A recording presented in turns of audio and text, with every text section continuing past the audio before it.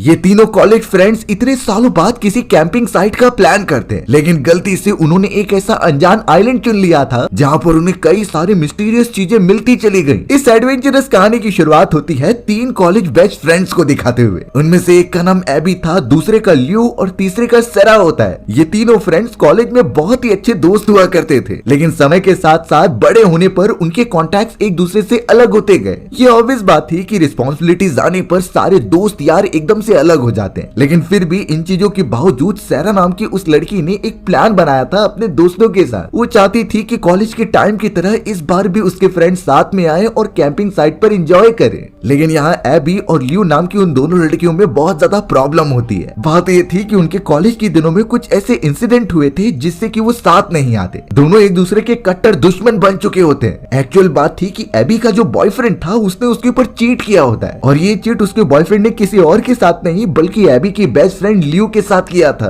ये बातें जब एबी को पता चली तो वो पूरी तरीके से बौखला गई थी। उसे तो इतना ज्यादा गुस्सा आया क्योंकि ल्यू उसकी बेस्ट फ्रेंड होने के साथ साथ उसे धोखा भी दे रही थी। हालांकि उस इंसिडेंट के बाद ल्यू ने एबी से कई सारी माफी भी मांगी, लेकिन एबी ने उसकी अपॉलॉजी एक्सेप्ट नहीं की और उससे डिस्टेंस बना लिया। इतने सालों के बाद आज वो पहली बार मिल रहे हैं, लेकिन अभी भी एबी और ल्यू के बीच वो सारा तनाव पहले जैसा ही है। अब यहाँ सेरा नाम की वो तीसरी लड़की होती है जो सिंपल थी और उसने ये प्लान बनाया था यहाँ पर सभी के मिलने का। वो चाहती थी कि जैसे वो पहले हुआ करते थे वैसे ही अब हो जाए, क्योंकि अब सभी की लाइफ बहुत ही ज्यादा टेंशन भरी है, तो उन्हें इस तरीके से चिल आउट करना चाहिए। अब सेरा ने एबी और ल्यू को ये बिल्कुल बताया नहीं था कि वो कहाँ पर जा रहे हैं। उन्हें तो ये भी नहीं पता था कि सेरा ने उन सभी को भी इन्वाइट किया है। अब ये तीनों कॉलेज फ्रेंड जब उस मीटिंग पॉइंट पर पहुंच जाते हैं तो एबी और ल्यू एक दूसरे को देखकर काफी गुस्सा हो रहे थे। वो तो सेरा के ऊपर ही भड़कने लगते हैं कि उसने बिना पूछे उन दोनों को इन्वाइट क्यों किया, जबकि उसे पता है कि वो दोनों एक दूसरे से कितना नफरत करते हैं। लेकिन बेचारी सेरा उन सभी को यही समझाते रह गई कि हमें एकजुट होना चाहिए, हम वापस से उस तरीके के ही कैंपिंग पर जा सकते हैं जैसा पहले किया करते थे। सेरा ने तो एक आइलैंड भी चूज करके रखा था जिसका नाम ब्लैक रॉक होता है। ये आइलैंड उस जगह से ज्यादा दूर नहीं था और वहाँ पर वो लोग कॉलेज टाइम पर भी जाया करते थे। तो सेरा ने उन दोनों को समझाने का ट्राई किया कि हम वहीं पर जाएंगे और चिल करेंगे, उन्हें अपने कॉलेज के दिनों की सारी मेमोरीज याद आ जाएंगी जिससे बहुत मजा आएगा। लेकिन यहाँ एबी और ल्यू तो एक दूसरे से झगड़ने से ही नहीं फ्री हो रहे थे। दोनों लगातार एक दूसरे से डिस्कशन करते रहते हैं, तभी सेरा एकदम से बीच में आ गई। सेरा ने तो अब बहुत ही ज्यादा दुखी वर्ड्स में एक बात बता दी कि उसे कैंसर है, उसके पास बहुत ही कम दिन बचे हुए हैं। तो इसीलिए सेरा ने ये ट्रिप प्लान किया क्योंकि उसे अपने दोस्तों के साथ बहुत अच्छा लगता था। अब ये बात पता चलने पर एबी और ल्यू एकदम से चौंक जाते हैं। वो दोनों शुरुआत में सिर्फ अपने मुद्दों पर ही लड़ाई कर रहे थे, वहीं अब पता चल रहा है कि सेरा के पास जिंदगी में कम ही दिन बचे हुए हैं। यहाँ पर एबी और ल्यू अपने पर्सनल इश्यूज को बुलाकर सेरा को गले लगा लेते हैं। दोनों ही आखिरकार इस ट्रिप पर जाने के लिए राजी हो चुके थे, यानी सेरा का प्लान एकदम अच्छी तरीके से चल रहा था। थोड़ी देर बाद सेरा ने खुद ही बता दिया कि उसे कोई कैंसर नहीं है। कैंसर वाली बात तो सिर्फ एक बहाना थी उन दोनों को साथ में लाने का। एबी और ल्यू को जब ये पता चला तो वो दोनों काफी गुस्सा होते हैं सेरा के ऊपर, बट सेरा ने जाने अनजाने में उन दोनों को मनवा ही लिया इस ट्रिप पर कंटिन्यू करने के लिए। बेचारे एबी और ल्यू थक हार कर मान ही जाते हैं और सेरा के साथ निकल पड़ते हैं उस ट्रिप के ऊपर। वो दोनों भी एक्साइटेड थे ब्लैक रॉक आइलैंड पर जाने के लिए। वही पुराने बीचेस और वही सारे पेड़ पौधे जिन पर उसने निशान बनाए थे, ये सब इतने सालों बाद देखना कितना अच्छा होगा वो यही सोच रहे थे। पर उन तीनों को बिल्कुल नहीं आइडिया कि इस बार उनके साथ कितनी मिस्टीरियस घटनाएं घटने वाली हैं, यहाँ तक कि उनकी जान भी खतरे में पड़ सकती है। लेकिन हम उनकी पूरी मदद करेंगे इस जर्नी के अंदर और सामना करेंगे उन मिस्टीरियस चीजों का। खैर यहाँ एबी, ल्यू और सेरा का सफर कंटिन्यू होता है और वो बढ़ चलते हैं उस अनजान आइलैंड की तरफ। कुछ दूरी उन्होंने अपनी कार से ट्रेवल की और वहाँ से पानी वाले इलाके पर आने के बाद उन्हें एक छोटी सी बोट रेंट पर लेनी पड़ी, जिससे ट्रेवल करते हुए वो उस आइलैंड तक पहुंच जाएंगे। रास्ते में हर एक चीजें वो तीनों रिकॉग्नाइज करते जा रहे थे कि ये सब वो कॉलेज टाइम पर कितना एंजॉय किया करते। अब यहाँ बोट से लगातार ट्रेवल करने के बाद वो तीनों अनजान आइलैंड तक पहुंच चुके थे। आइलैंड एकदम से सुनसान लग रहा था और किसी के भी वहाँ होने के चांसेस नहीं हो सकते थे। अब धीरे धीरे किनारे पर आने के बाद उन्होंने अपना सारा सामान निकाल लिया था। उन्होंने अपने साथ कई सारे रिसोर्सेस और खाने पीने की चीजें कैरी की थी, यानी उन तीनों का उस आइलैंड पर कई दिनों तक रहने का प्लान था। अब अचानक लियो की नजर अपने मोबाइल पर जाती है और वो साफ देख पा रही थी कि यहाँ नेटवर्क बिल्कुल भी नहीं है, यानी अगर उन्हें किसी को कॉल करना हो मदद के लिए तो वो कर नहीं पाएंगे।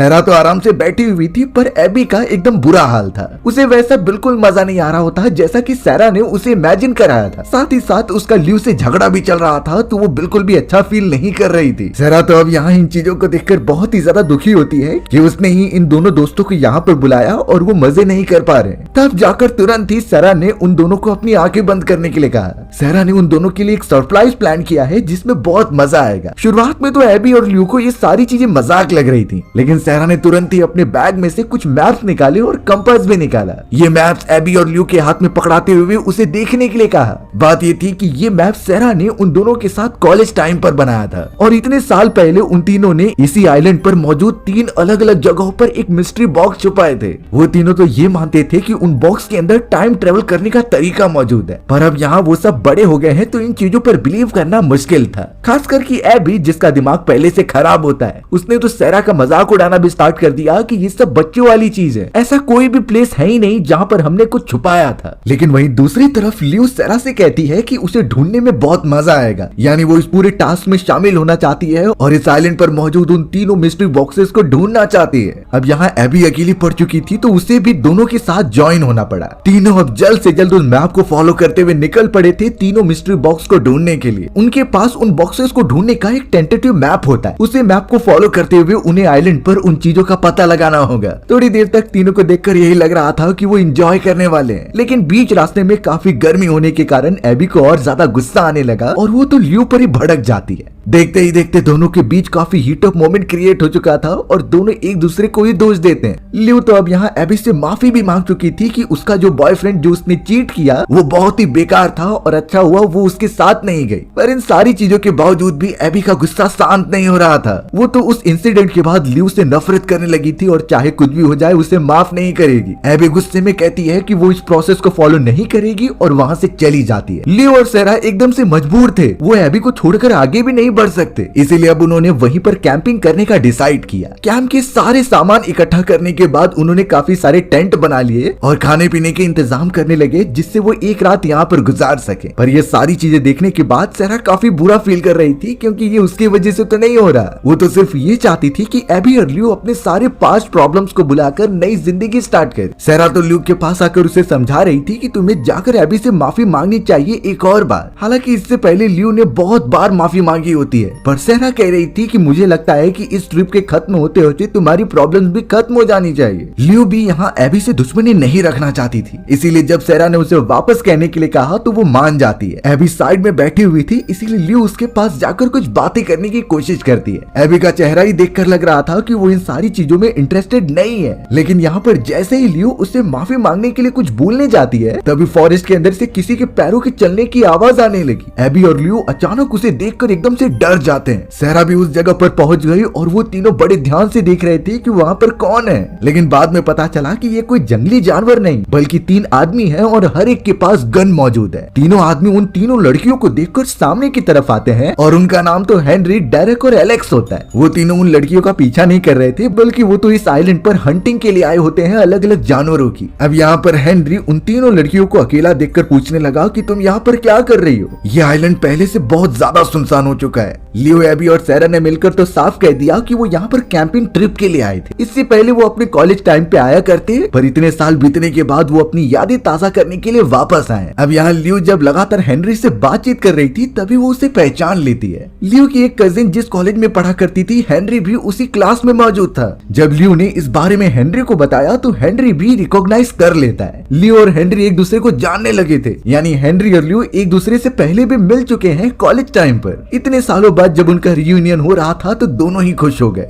अब यहाँ एबी उन तीनों लड़कों को अपने साथ कैंपिंग करने के लिए इनवाइट कर लेती है। इससे बाकी दोनों लड़कियां भी राजी हो चुकी थी, क्योंकि उन्हें अभी कोई भी खतरा नहीं लग रहा था। रात होने पर उन्होंने अपना कैंप बिछा लिया और वो तीनों लड़कियां और तीनों लड़के मिलकर अच्छी तरीके से बॉन फायर के अराउंड मजे करने लगे थे। वो सभी तो अपने एक्सपीरियंस भी बताने लगी कि उन्होंने अब तक इस आइलैंड पर क्या एक्सप्लोर किया है। अब यहाँ हेनरी तो उन सभी को ये बताने लगा कि वो और डेरिक एक समय पर सोल्जर्स हुआ करते थे। मिलिट्री में वो कई सालों तक बहुत ही अच्छा काम कर रहे थे, लेकिन कुछ समय के बाद उन्होंने जब कुछ रूल्स एंड रेगुलेशन फॉलो नहीं किए तो दोनों को डिस्चार्ज कर दिया गया। ये उनके लिए बहुत ही शर्मनाक बात थी, लेकिन वहीं पर उनकी जिंदगी खत्म नहीं हो जाती। उनके लिए सोल्जर बनने का मतलब ये था कि अपना काम करना और नई नई जगह एक्सप्लोर करना, और ये सारी चीजें तो वो सोल्जर बने बिना भी कर सकते थे। इसीलिए जब भी उन्हें टाइम मिलता वो इस आइलैंड पर आ जाते शिकार करने के लिए। अब ये सारी बातें सुनने पर एबी पता नहीं क्यों हेनरी के साथ फ्लर्ट करने लगी थी। हेनरी जो कि शांति से बैठा हुआ था, एबी उससे चिपक चिपक कर बातें कर रही होती है। अब सहरा इस तरीके से एबी का बिहेवियर देखकर एकदम चौंक गई, क्योंकि एबी शादीशुदा थी और इस तरीके से किसी गैर मर्द के पास जाकर उसे फ्लर्टिंग करना एकदम से गलत बात है जो उसे नहीं करना चाहिए। सहरा तुरंत ही एबी के पास जाकर उसे समझाती है कि तुम्हें ऐसा नहीं करना चाहिए। दोनों साइड में चले जाते हैं और एक दूसरे से लगातार बातें करते हैं। एबी के हिसाब से वो वेकेशन पर है और वेकेशन पर वो कुछ भी कर सकती है। बात ये थी कि इस समय एबी ने काफी ड्रिंक कर ली होती है और उसे कुछ समझ नहीं रहा था। उसे सिर्फ मजे करने थे अपने वेकेशन पर आकर।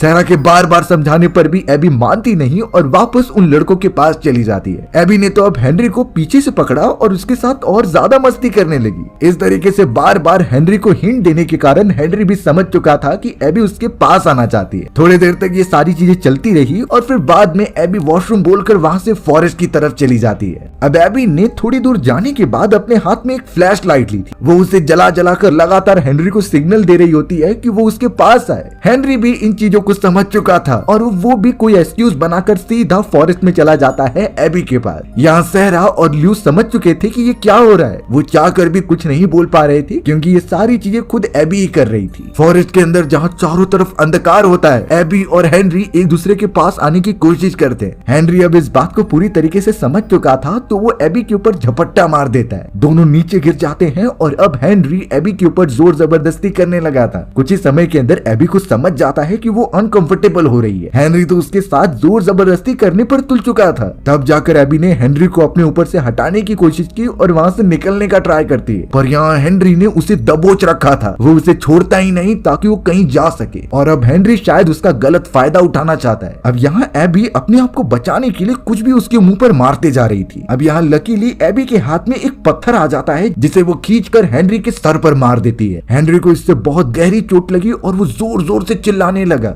इन आवाजों को सुनकर बाकी लड़कियां और लड़के उस जगह पर आने लगते हैं। एबी जो हेनरी के चंगुल से बाहर निकलते हुए अपने फ्रेंड्स के पास चली गई, पर यहाँ जब डेरेक और एलेक्स पहुंचते हैं तो उन्होंने अपने दोस्त हेनरी को गिरा पड़ा हुआ देखा। तुरंत ही वो उसे उठाने के लिए चले तो गए और कुछ समय तक हेनरी होश में भी था, लेकिन स्टोन से मारी गई उसके सर पर चोट इतनी ज्यादा गहरी थी कि वो वहीं पर दम तोड़ देता है। सहरा और लू भी ये सारी चीजें देखकर काफी ज्यादा शॉक हो गए थे। एबी उन्हें बताने की कोशिश करती है कि कैसे हेनरी ने उसके ऊपर जोर जबरदस्ती करने की कोशिश की और अपनी प्रोटेक्शन के लिए उसने हमला कर दिया। पर अब यहाँ डेरेक और एलेक्स का एक बहुत ही अच्छा फ्रेंड मर चुका था, वो भी इन सारे लड़कियों की वजह से, इसीलिए अब उसका गुस्सा उनके चेहरे पर साफ दिखाई देता है। डेरेक और एलेक्स ने अपनी बंदूक निकालकर उन लड़कियों के ऊपर पॉइंट कर दिया और कहने लगे कि उनकी फ्रेंड की मौत का बदला हम तुम्हारी मौत से लेंगे। एबी, लियो और सहरा कुछ समझ नहीं पा रहे थे कि वो वहाँ से कहाँ पर जाएंगे। अब तो बहुत ही ज्यादा रात हो चुकी है और रात के समय ट्रेवल नहीं किया जा सकता। पर अब यहाँ डेरेक और एलेक्स ने तुरंत ही तीनों पर हमला करके उन्हें बेहोश कर दिया। शायद वो अपने फ्रेंड की मौत का अच्छी तरीके से बदला लेंगे इन तीनों लड़कियों से। धीरे धीरे सुबह होने के बाद पता चला कि बीच के किनारे एबी, लियो और सहरा को बांध कर रखा गया है। सामने की तरफ हथियारों के साथ डेरेक और एलेक्स मौजूद थे, जो अब ये सोच रहे होते हैं कि इन तीनों लड़कियों के साथ क्या किया जाए। डेरेक तो साफ कह रहा होता है कि हमें इन तीनों को मार देना चाहिए क्योंकि इससे ही हमारे दोस्त की मौत का बदला मिलेगा। हेनरी के सर पर इतनी गहरी चोट लगी थी कि उन्हें कुछ इलाज करने का मौका ही नहीं मिला। तो डेरेक और एलेक्स के ऊपर ये गुस्सा जायज था क्योंकि उनके सबसे प्यारे दोस्त की मृत्यु हो चुकी है इन लड़कियों की वजह से। पर यहाँ एलेक्स इसके अगेंस्ट था क्योंकि वो डायरेक्टली इन लोगों को मार नहीं सकते। ये जवान लड़कियां हैं जिनसे गलती हो चुकी है और अगर इन्हें मार दिया जाए तो इनकी पूरी फैमिली भी बेकार हो जाएगी। एलेक्स के हिसाब से हमें इन लड़कियों को छोड़ देना चाहिए क्योंकि ये एक्सीडेंट था। लेकिन डेरेक के ऊपर तो मानो अपने दोस्त की मौत का बदला लेने का भूत सवार हो चुका था। वो बिल्कुल भी एलेक्स की बात नहीं सुनता और सीधा गन लेकर चला जाता है एबी के पास, क्योंकि एबी ने ही अल्टीमेटली उसके फ्रेंड को मारा था। सबसे पहले वो गन निकालकर सीधा पॉइंट कर देता है एबी के ऊपर, पर सहरा उससे लगातार गिड़गिड़ाते हुए कहती है कि उन सभी को छोड़ दो, ये सारी चीजें एक एक्सीडेंट थी जिससे कि पुलिस ऑफिसर्स हैंडल कर लेंगे। इन सारी चीजों के लिए लॉज बनाए गए हैं और हमें कानून को तोड़ना नहीं चाहिए। लेकिन ये बात कहने पर डेरेक और ज्यादा भड़क गया, क्योंकि उन्हीं रूल्स एंड रेगुलेशन से उसे निकाला गया था और अब एक नॉर्मल लोग उसे रूल्स एंड रेगुलेशन सिखा रहे हैं। पीछे से एलेक्स डेरेक को मना भी कर रहा था, लेकिन डेरेक अब रुकने वालों में से नहीं था। वो तो एबी को बहुत ज्यादा मारने की कोशिश भी करता है, लेकिन एबी यहाँ पलट जवाब देते हुए कहती है कि तुम बहुत ही कमजोर हो। तुम एक औरत को बांध कर उसे गोली मारना चाहते हो तो तुम बहुत ज्यादा कमजोर हो जाओगे। तुमने नाजुक सी औरत को बांध कर रखा है और वो भी उसे गोली मार रहे हो। इससे पता चलता है कि तुम कितने कमजोर हो। ये सारी चीजें डेरेक को और ज्यादा गुस्सा दिला देती हैं। वो तो अब एक चाकू निकालता है और सीधा एबी को आजाद करता है। यानी अब वो चाहता था कि एबी उसके साथ 1-on-1 फाइट करे और बता दे कि उनमें से ताकतवर कौन है। अब यहाँ एबी की रस्सियां खुलने पर बाकी लड़कियां भी आजाद हो चुकी थी, तो इसीलिए अब तुरंत ही कुछ सैंड उठाए गए और उसके आंख में मार दिया गया। डेरेक बेचारा कुछ देख नहीं पा रहा था और इसी मौके का फायदा उठाकर तीनों लड़कियां फॉरेस्ट में भागने लगी। एबी, लियो और सारा तीनों अलग अलग डायरेक्शन में भागने लग जाती हैं, यानी वो अलग हो चुकी हैं। डेरेक और एलेक्स जिनके पास गन मौजूद थी वो भी उनका पीछा करने लग गए थे। डेरेक तो चिल्ला चिल्ला कर कह रहा था कि तुम तीनों कहीं भी चले जाओ, इस पूरे आइलैंड को मैं अच्छे से जानता हूँ और तुम्हें ढूंढ कर मार दूंगा। पर अब एबी, लियो और सारा तब तक भागते चले गए जब तक उन्हें कोई सेफ प्लेस नहीं मिल जाता।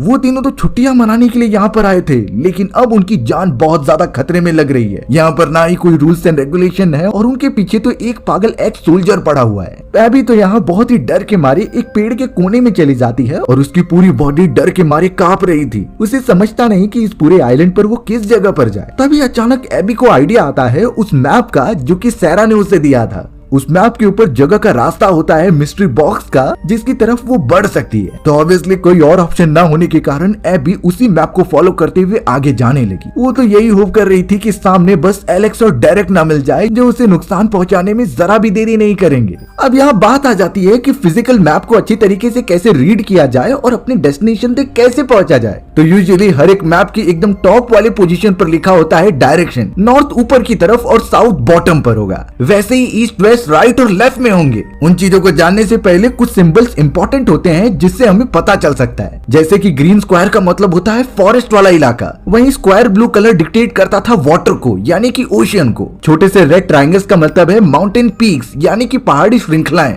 और सर्कुलर ब्लैक का मतलब होता है रोड्स, जहाँ से बड़े बड़े हाईवे होकर जाते हैं और वो सिटी से कनेक्ट करते थे। डायरेक्शन और सारे सिंबल्स अच्छी तरीके से मैच करने के बाद हम अपने टारगेटेड लोकेशन तक पहुंच सकते हैं। याद रहे स्टैंडर्ड मैप के ऊपर अगर किसी की दूरी 1 सेंटीमीटर दिखाई गई है तो एक्चुअल ग्राउंड पर उसका डिस्टेंस 1 किलोमीटर होता है। यानी मैप का 1 सेंटीमीटर बराबर है रियल लाइफ के 1 किलोमीटर के डिस्टेंस का। और इससे तो ऑलमोस्ट दूरी और कितना समय लगने वाला है उस लोकेशन तक पहुंचने के लिए ये भी पता चल सकता है। देखकर यही लग रहा था कि बेचारी अभी इन्हीं चीजों को फॉलो करते हुए आगे बढ़ रही होती है अपने उस मिस्ट्री बॉक्स वाली जगह पर। ये वही बॉक्स था जिसके बारे में सारा बात कर रही होती है और ये चीजें उन्होंने कई साल पहले यानी कॉलेज टाइम पर छुपाई थी। बहुत देर तक चलने के बाद आखिरकार एबी एक छोटे से घर वाले इलाके में पहुंच जाती है, यानी वो मैप पर लिखे गए टारगेटेड लोकेशन पर थी। थोड़ी देर में कुछ आवाजें आने लगी तभी एबी बहुत डर जाती है, बट बाद में पता चला कि ये कोई और नहीं बल्कि लियो और सारा ही है। यानी वो लोग भी मैप को फॉलो करते हुए उस लोकेशन तक पहुंच गए हैं। तीनों लड़कियां इस पूरे कंडीशन में इतनी ज्यादा घबराई थी कि एक दूसरे को पकड़कर रोने लग जाती। खास करके हमारी एबी जो कि अपनी गलती मान रही थी, उसकी बेवकूफी की वजह से ही ये सारी चीजें हुई हैं। पूरे प्रोसेस में एक आदमी की जान चली गई है और अब वो 2 पागल लोग उन्हें मारने के पीछे पड़े हुए हैं। लियो और सारा तो तुरंत ही एबी को कन्फ्रंट करते हुए ये कहते हैं कि ये सब एक्सीडेंट था,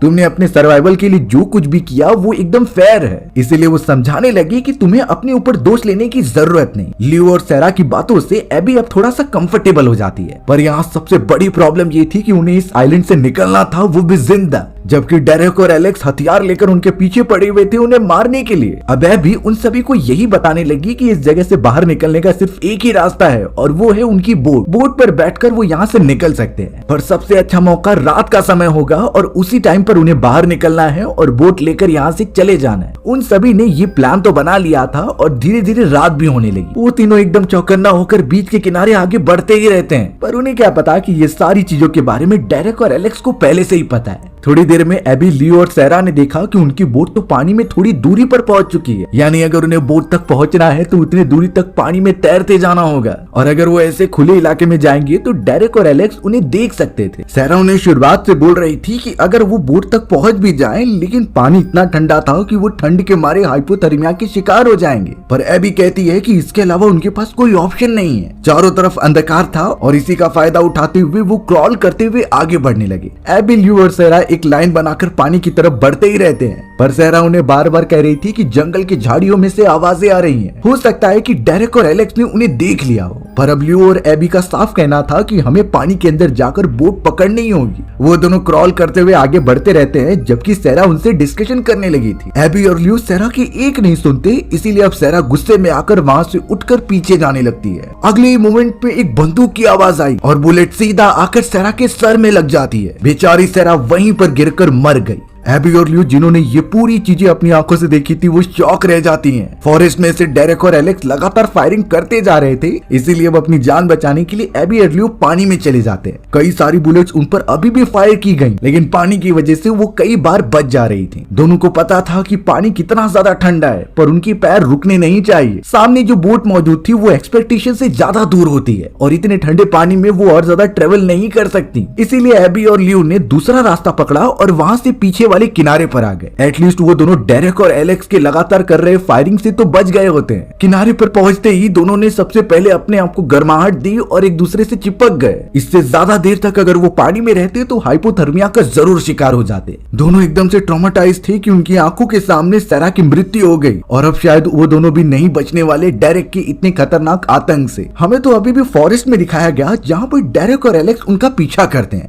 लेकिन अब एलेक्स एक ऊंचाई से नीचे गिर जाता है। वहाँ पर कई सारे पत्थर मौजूद थे, तो अचानक उसके पैर पर चोट लगी और उसका पैर ही टूट गया। एलेक्स को इस पूरे प्रोसेस में बहुत ज्यादा दर्द हो रहा होता है और वो डेरेक को अपनी मदद करने के लिए चिल्ला रहा था। डेरेक भी सारी चीजें छोड़कर अपने दोस्त की मदद करने के लिए आ गया। वहीं अब एबी और लू की हालत पहले से खराब हो चुकी थी और उनकी बॉडी पर कई सारे घाव हो जाते हैं। सबसे ज्यादा तो लू डर रही थी, क्योंकि उसे लग रहा था कि उनकी वजह से सैरा मारी गई। बट एबी समझाती है कि हमें किसी भी तरीके से सरवाइव करना होगा इस आइलैंड से निकलने के बाद। शायद बाहर पहुंचने पर ही वो इन दोनों को सजा दे पाए। यहाँ पर एबी और लियो के बीच जो पुराने झगड़े हुए थे वो एकदम से खत्म हो चुके होते हैं। एबी किसी बड़ी बहन की तरह लियो की देख रेख कर रही थी और उसे हौसला देती है कि हम यहाँ से निकल जाएंगे। एबी ने तो लियो को एक सच्चाई बताई कि उसने अपने हस्बैंड के साथ डिवोर्स ले लिया था, और ये शॉकिंग बात तो उसने सैरा को भी नहीं बताई होती। लियो कहीं न कहीं इन सारी बातों को सुनती है और एबी के अंदर एक दर्द महसूस करती है। एबी ने साफ कहा कि हमें यहाँ से बाहर निकलने के लिए भले ही एक बोट चाहिए, लेकिन अगर उनका सामना हुआ तो हमारे पास वेपन्स भी होने चाहिए उनसे फाइट बैक करने के लिए। इसीलिए अब एबी और लियो उस मैप को निकालते हैं जिसमें कि मिस्ट्री बॉक्स मौजूद था। वो मिस्ट्री बॉक्स यहीं कहीं होना चाहिए, इसीलिए वो दोनों लगातार उसे ढूंढने लगे। जमीन में वो स्पॉट मिलने के बाद जब वो उस बॉक्स को निकालने लगे तो यही होप करते हैं कि उसमें कोई वेपन या फिर नुकीली चीज मिल जाए। शुरुआत में तो उसके अंदर कई सारे टेप रिकॉर्डर्स और बहुत सारे बच्चों के खिलौने मिलते हैं, पर लकीली एबी को उसके अंदर एक छोटा सा कटर मिल गया जो काफी नुकीला था, यानी ये काम आ सकता है उन्हें वेपन बनाने के लिए। पूरी रात भर इंतजार करने के बाद एबी ने लकड़ी को नुकीले टुकड़े बना लिए जिससे कि वो अपनी प्रोटेक्शन कर सके। दोनों ट्रेवल करते हुए बीच के एकदम किनारे पहुंच गए और देखते हैं कि बोट उनसे अब ज्यादा दूर नहीं है। एबी अब जैसे तैसे हिम्मत जुटाती है और चली जाती है एलेक्स के पास, जो कि घायल पड़ा हुआ था बीच के ऊपर। एबी चाह रही थी कि वो उसकी गन ले लेकिन एलेक्स ने उसे देख लिया। दोनों में अब काफी ज्यादा झगड़े होने लगते हैं। आवाज सुनकर तो डेरेक भी अब उनके पास आने लगा, जिससे कि अब एबी और लियो वहां से भागते हैं। एबी के हाथ में अभी गन आ जाती है, जिससे कि सबसे पहले उसने एलेक्स को शूट करके मार दिया और फिर डेरेक के ऊपर भी फायर करती है, बट डेरेक कैसे भी उनसे बच जाता है। अब डेरेक सीधा उनके पीछे भागने लगा गन लेकर फॉरेस्ट के अंदर। ट्रैवल करते हुए वो दोनों एक खुले इलाके में आ जाते हैं जहाँ पर डेरेक ने दोनों को घेर लिया था। पर अच्छी बात हुई कि पीछे से एबी आकर उसके ऊपर टूट पड़ती। तीनों के बीच काफी ज्यादा लड़ाई शुरू हो चुकी थी और सभी एक दूसरे को चोट पहुंचा ही रहे थे। डेरेक ने तो अब अपनी चाकू निकाल ली और ट्राई करता है कि वो लियो को बहुत ही ज्यादा चोट पहुंचाए, पर एबी भी कम नहीं थी। उसने पीछे आकर उसकी आंख पर ही हमला करना स्टार्ट कर दिया। लियो और एबी, जिन्होंने अपनी लाइफ में कभी भी किसी के ऊपर हाथ नहीं उठाया था, वो आखिरकार बुरी तरीके से डेरेक को वहीं पर मार देते हैं। इतने घायल होने के बावजूद भी एक दूसरे की हेल्प करते हुए वो कैसे भी बोट के पास पहुंचे और उस खतरनाक आइलैंड जहां पर इतने सारे रहस्य थे उसे छोड़कर वहां से चले गए। उन्होंने अपने एक बेस्ट फ्रेंड को भी खो दिया जिसने ये ट्रिप बनाया था, और शायद इसी रीजन की वजह से उनकी लाइफ एकदम चेंज हो चुकी है। हमारी ये दर्दनाक कहानी भी इसी तरीके से यहीं खत्म हो गई। सो व्यूअर्स, आपको ये स्टोरी कैसे लगी कमेंट सेक्शन में बताना भूलना मत। और अगर आपको मेरा एक्सप्लेनेशन 1% भी अच्छा लगा होगा ना, तो वीडियो को लाइक एंड चैनल को सब्सक्राइब जरूर कर देना। मिलते हैं इसी तरीके की मजेदार वीडियोस में, तब तक के लिए बाय बाय।